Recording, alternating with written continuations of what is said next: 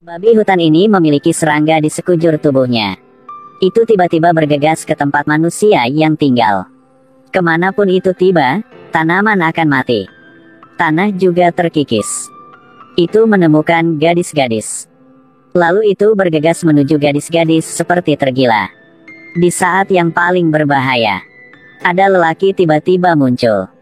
Dia meregangkan tali busur, menembakkan mata kiri babi hutan. Tapi hal ini juga membuatnya benar-benar marah. Monster ini tiba-tiba menumbuhkan tentakel hitam yang tak terhitung jumlahnya. Langsung melilit lengan lelaki itu. Lelaki itu menggunakan kekuatannya untuk melarikan diri dari monster itu. Ia menoleh dan menembak panah lain. Sekali lagi menembak mata kanan babi hutan. Babi hutan akhirnya berhenti menyerang dan jatuh ke tanah. Tapi lengan lelaki ini juga dihancurkan oleh kotoran ini. Rasa sakitnya tak tertahankan. Orang lokal buru-buru lari ke sana. Mereka berteriak bahwa babi hutan ini adalah titisan dewa jahat. Jika menyentuhnya, akan dikutuk. Tapi pada waktu ini, babi hutan ini bisa berbicara bahasa manusia. Babi berkata manusia najis. Suatu hari kamu akan tahu rasa sakit dan kebencianku. Setelah mengatakan selesai, babi hutan itu dengan cepat membusuk. Akhirnya berubah menjadi tumpukan tulang putih. Sampai malam, bekas luka di lengan Ashikata tertanam dalam di kulitnya. Dewi berkata kepadanya, dia dikutuk oleh dewa jahat. Hari di mana luka itu terkikis sampai ke sumsum tulangnya akan menjadi hari kematiannya. Alasan babi hutan berubah menjadi monster itu karena peluru ini ada di tubuhnya. Babi hutan diserang oleh manusia, terluka parah. Rasa sakit yang tak berujung dan akumulasi kebencian berubah menjadi kebencian. Akhirnya, itu berubah menjadi roh jahat untuk membalas dendam pada manusia. Kalau Ashikata ingin mematahkan kutukan ini, dia terpaksa pergi ke barat yang jauh untuk mencari jawaban. Karena teknik penempaan besi ini, hanya orang-orang di sana yang tahu. Seperti itu, Ashikata segera bersiap untuk pergi. Karena ia ingin mematahkan kutukan itu, dia memulai perjalanannya ke barat. Menunggangi rusa, melintasi pegunungan, melewati stepa, ke sebuah desa jauh di pegunungan. Keamanan di sini tidak baik. Bandit lokal sering menggertak penduduk desa. Ashikata melihat seorang wanita dipukuli secara brutal. Dia memutuskan untuk lari membantu. Tapi ketika dia meregangkan tali busur, lengan ia mulai terasa sakit. Dia mencoba menahan rasa sakit dan segera panahan. Dia langsung memotong dua tangan bandit gunung itu. Dia menembakkan panah lain. Kepala bandit gunung lain juga dikeluarkan dari lehernya. Bandit buru-buru mundur. Sekaligus, Ashikata akhirnya mengerti teror kekuatan terkutuk. Dia ke kota Matya. Dia ingin menggunakan kacang emas untuk ditukar dengan makanan. Tetapi orang-orang di pegunungan yang dalam hanya mengenali koin tembaga. Ini bukan uang. Tunggu sebentar, bisa saya lihat. Pria ini tampaknya memiliki pengetahuan yang luas. Setelah menjelaskan nilai kacang emas, penjual segera menerima kacang emas. Dia dan Ashikata juga mulai saling mengenal dari sini. Ashikata menyadari bahwa pria ini tahu banyak hal. Kemudian bertanya tentang kutukan roh jahat. Tak disangka, biksu itu berkata kepadanya, situasi ini mengharuskan pergi ke hutan Unicorn di barat. Di sana ada binatang ilahi, dapat membantu Anda mematahkan kutukan. Lalu, Ashikata memulai perjalanan panjangnya lagi. Pada waktu ini, orang-orang tinggal di desa barat mengangkut perbekalan ke desa pegunungan di bawah komando pemimpin Eboshi. Ini semua dipanen dari eksploitasi hutan. Tapi tiba-tiba, ada dua serigala putih muncul. Itu menggendong seorang gadis di punggungnya. Semua orang segera mengeluarkan senapan mereka dan bersiap untuk menyerang. Nomor 1, tembaklah. Tembaklah. Perang ini sangat intens. Kedua serigala putih dengan cepat menghindar. Tapi dari belakang mereka, tiba-tiba muncul serigala putih yang lebih besar. Itu adalah serigala putih ilahi.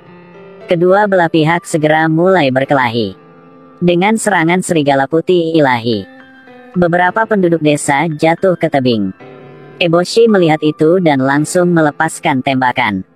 Tembak serigala putih ilahi.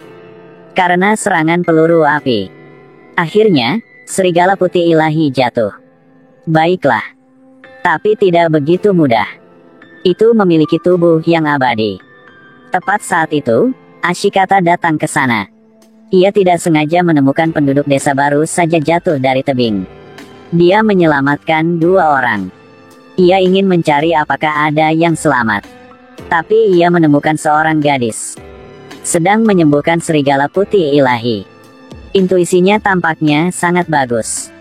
Dia menoleh dan menemukan Ashikata. Namanya Asida. Saya datang dari kawasan timur. Apakah Anda binatang suci yang hidup di hutan unicorn legendaris?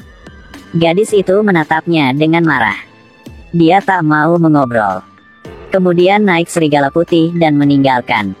Ini pertama kalinya keduanya bertemu.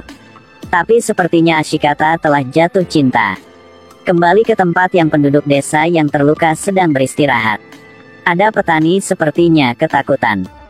Karena punya monster putih dengan penampilan menakutkan muncul. Ashikata memberitahunya.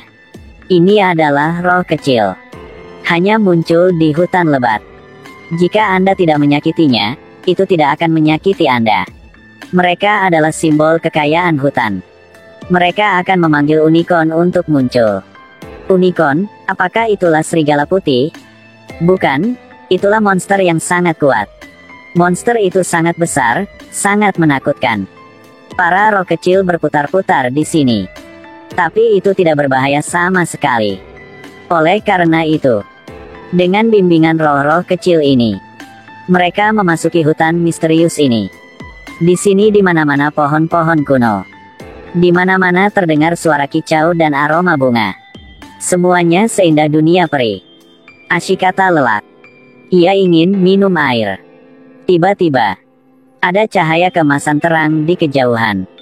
Kawanan unicorn sedang melewati hutan. Ashikata menatap. Unicorn terakhir memiliki tanduk besar, bersinar seperti matahari. Lengan Ashikata mulai bergerak lagi. Ketika kawanan unicorn meninggalkan, cahaya keemasan juga berangsur-angsur menghilang. Sekarang lengannya kembali normal. Apalagi, luka penduduk desa juga sembuh. Mereka keluar dari hutan. Akhirnya kembali ke tempat tinggal penduduk desa. Tempat ini seperti dunia peri. Semuanya menciptakan perasaan damai dan nyaman. Penduduk desa hidup dengan pekerjaan senjata besi. Ashitaka telah menemukan tempat yang tepat.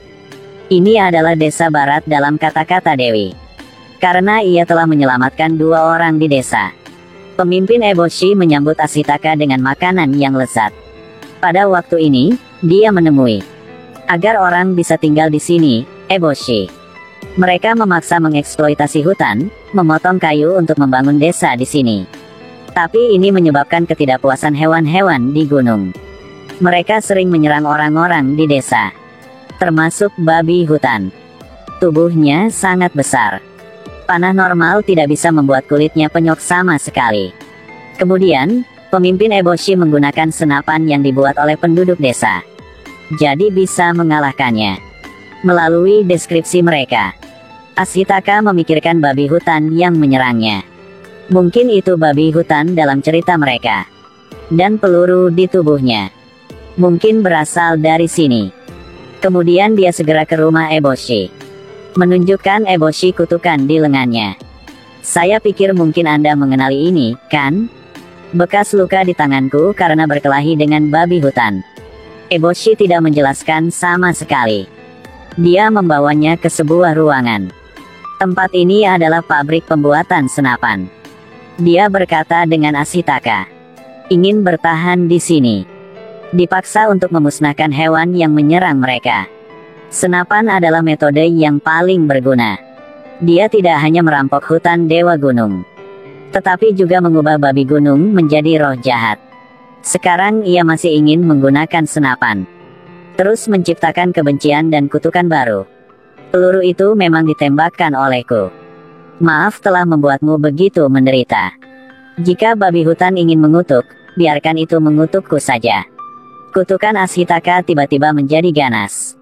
Itu seperti roh Raja Babi Hutan mengekspresikan kemarahan. Lengannya lepas kendali, ingin menghunus pedangnya dan menusuk Eboshi. Tapi Ashitaka menggunakan lengannya yang bebas untuk menahan lengan yang bergerak. Karena ia tahu, walaupun ia membunuh Eboshi, maka tidak bisa mengangkat kutukan di tangannya. Mereka naik ke benteng. Eboshi melepaskan tembakan, mengancam kera yang berencana menyerang desa mundur. Dia berkata dengan Ashitaka, hewan-hewan di hutan ini membencinya sampai ke tulang. Mereka ingin mengusir orang dari tempat ini. Di antara mereka ada seorang gadis bernama San.